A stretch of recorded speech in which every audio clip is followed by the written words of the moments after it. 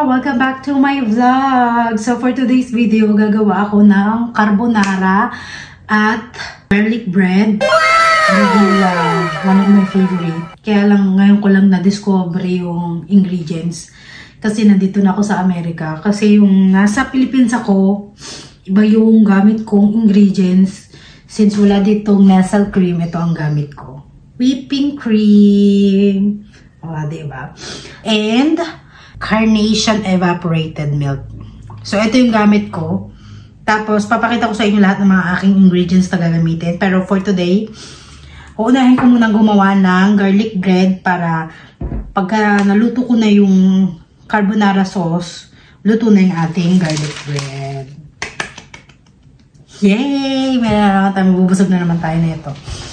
So, ito po yung mga ating ingredients. Ito, meron tayong bread dito na iniwa-iwa ko na. Meron din tayong dairy cream dito. Nag-chop na rin ako ng garlic. At nilagay ko na rin yung garlic dito. Ayan. Pahid siya dito sa ating garlic bread. Sabi natin. Gamit tayo nito.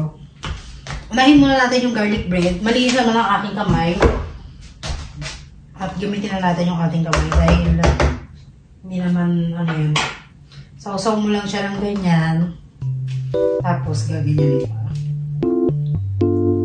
Ganito po kami mag-garlic bread dito. Kahit nung nasa Philippines ako, ganito yung ginagawa namin. So ang ginawa ko, tinunaw ko lang muna yung aking dairy cream sa microwave. And then hinalo ko na sa kanya yung garlic. Kasi nung bumili ko dito ng garlic bread dye, walang masyadong garlic. Parang walang kalasa-lasa. Nahin muna natin yun.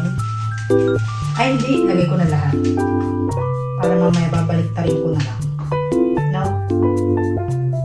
Paborito rin to ng asawa ko, mga kachupa. Siguro ito lang yung paborito niya na luto. Marami din namang paborito yung asawa ko na niluluto ko. Gusto ko kasi sa garlic bread, mga kachupa, maraming garlic. Yung lasang-lasa mo talaga yung garlic niya. Yan. Ganyan lang ang gagawin natin.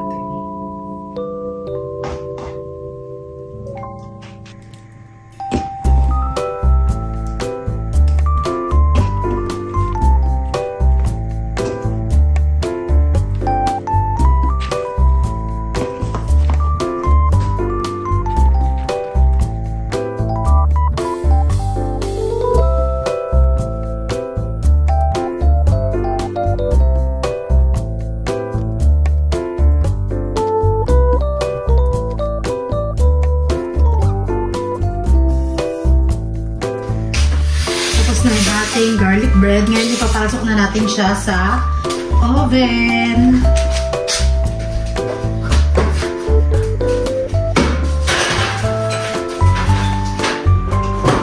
Ilagay natin siya sa bake. And then, 300 lang. Ayan. So, magbilang tayo ng 5 minutes. Ay, hindi, 10 minutes. Para tostang-tostano. So ngayon mga kachupa, gagawa na tayo ng sauce ng ating carbonara. So una, ilalagay natin yung bacon natin sa kawali na walang mantika. And then, pakukuluan mo lang siya dyan hanggang maging tosta. At lalabas ang kanyang mantika.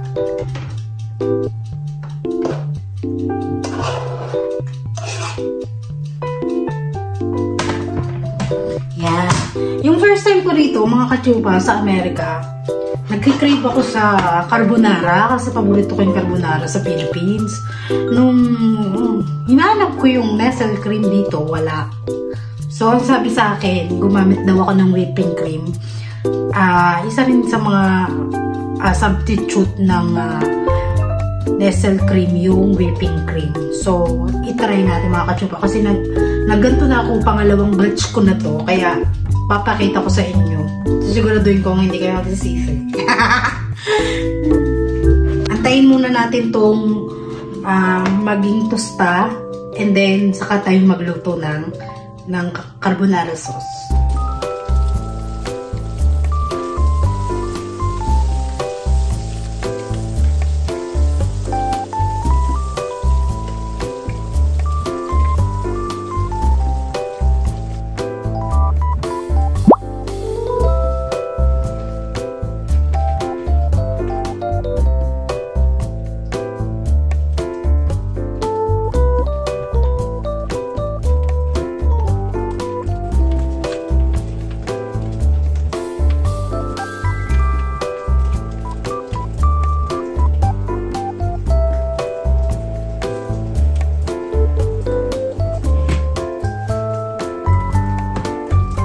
Ayan na mga katsupa, nagtutustahan na.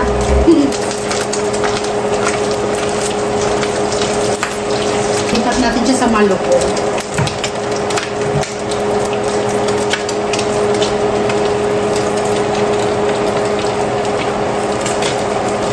Dami niyang mantika.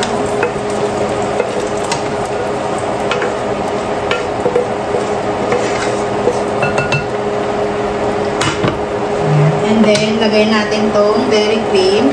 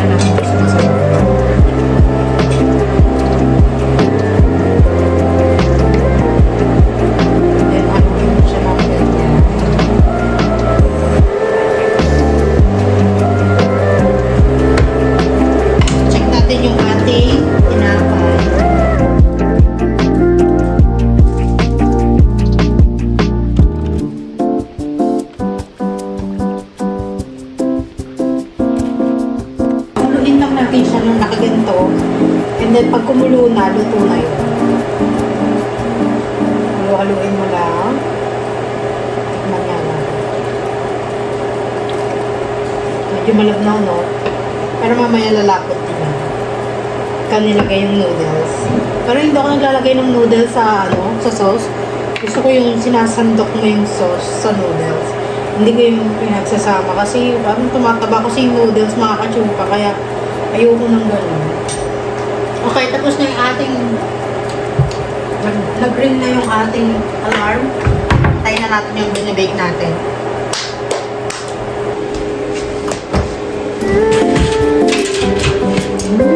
Sarap!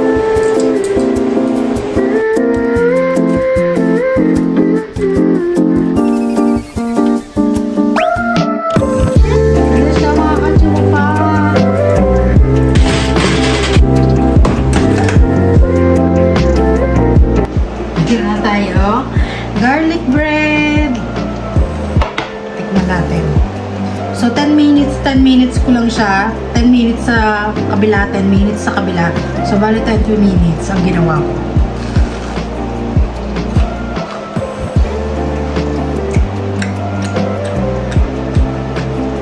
Ang sarap mga katsupa. Ang daming garlic. So, kanina pala, nagluto na ako ng noodles. Inuna ka na yung noodles para mamaya nilugulo mo talaga yung sauce para pagkaluto ng sauce, luto na lahat, diba?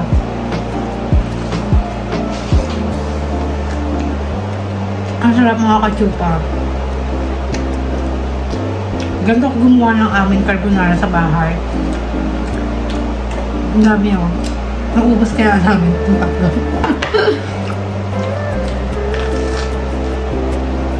Very crunchy.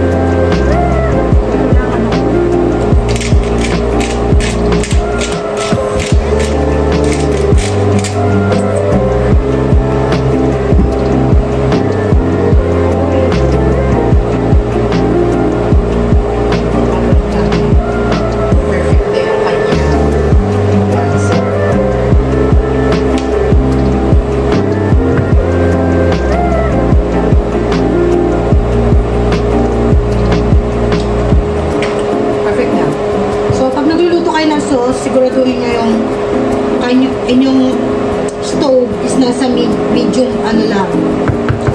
Huwag nyo i-max dahil kasi pag minax nyo yan, masusunog yung anyong gatas, maglalasang mapakla ang inyong gatas. So, huwag nyo i-max. Medium fire lang. Waiting na tayo mga kachupa. Painaantay natin. Luto na. Kumain na tayo. Palang pasta, pinakuluan ko lang siya sa mainit na tubig ng 12 minutes. And then, ganito yung gusto kong pasta mga kachupa. Ayan. Konti lang kakainin natin. Kung marinaya pa eh. Kung mari pa eh, no? Wala na masyadong ano. Yung naglalagay pa tayo ng chicken cubes, wala na. Kasi manasa naman na yung gatas niya. Kayo, kung ano mga, ano nyo, kung paano kayo magluto ng carbonara, i-share nyo rin sa akin, mga kachupa, para, kasi ito yung alam ko, diba?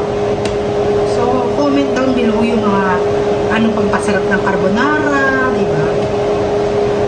Lagyan na natin ang gatas.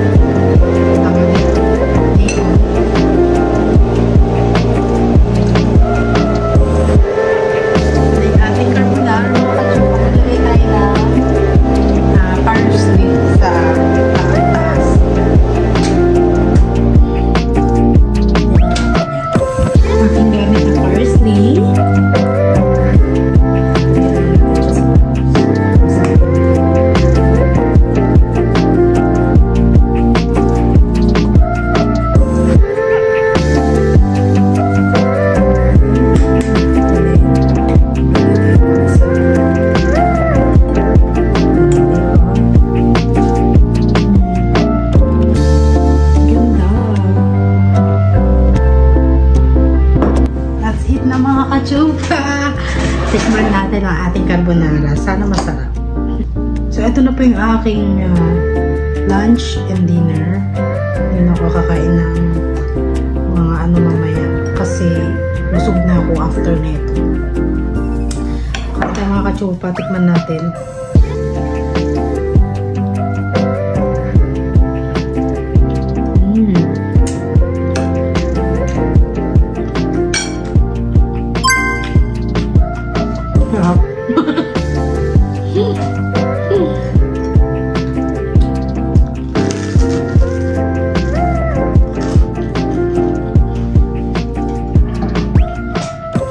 Masarap siya mga kachupa, kaya ano pang inaantay nyo, gawin nyo lang sa inyong mga bahay. At kung nandito ka naman sa Amerika, ganito yung mga paggawa ng carbonara dito dahil wala tayong mga ingredients for carbonara dahil dito yung isang carbonara. So, ito yung ating Filipino style carbonara sa Amerika. Maraming salamat mga kachupa for watching this video and sana may natutunan. Maraming salamat and God bless.